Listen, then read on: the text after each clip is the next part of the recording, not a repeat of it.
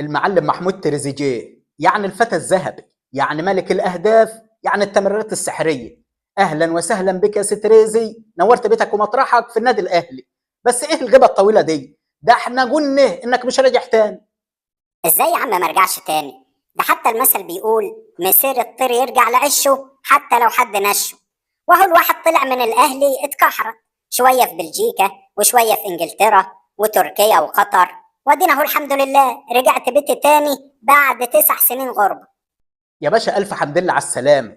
بس الصراحه حته التقديمه اللي عملها لك النادي الاهلي دي انما ايه، جامده جمدان السنين. الليله الكبيره، عوده الفتى الذهبي.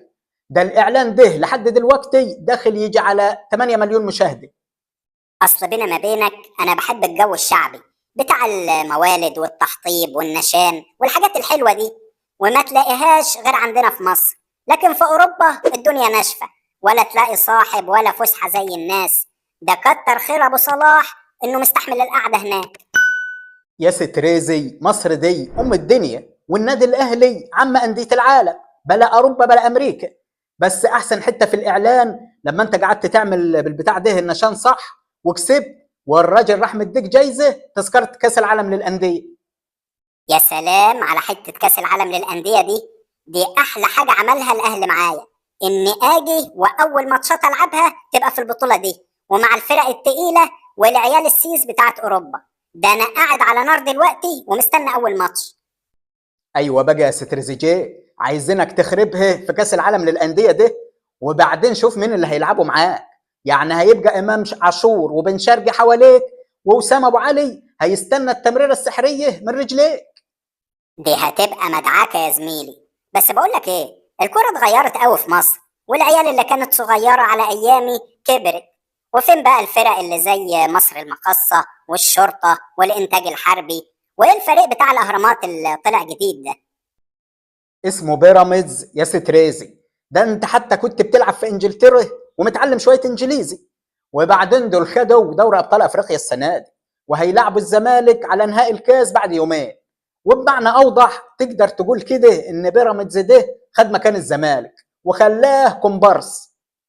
يا خساره، ده انا كنت جاي علشان العب قدام الزمالك واجيب فيهم اجوان زي زمان، ونقعد بقى نحفل ونهيص. اثر الموضوع دلوقتي بقى عادي. بس ازاي يا عم انت بيراميدز ياخد بطوله افريقيا دي من الاهلي؟ دول اتجننوا ولا ايه؟ هنعمل ايه يا ستريزي، امر ربنا. بس سيبك انت، الاهلي عامل سكودا الموسم الجديد ولا السكودا بتاعت الريال. بص يا سي محمود، احنا مش هنروح بطولة افريقيا، هي اللي هتجنه لحد عندنا وهتيجي راكبه فيل من افريقيا. بقول لك ايه، انت فاكر خدت كام بطولة مع النادي الاهلي ساعة كنت بتلعب؟ وهي دي حاجه تتنسي؟ دي محفوره في الذاكره من ايام القاهره.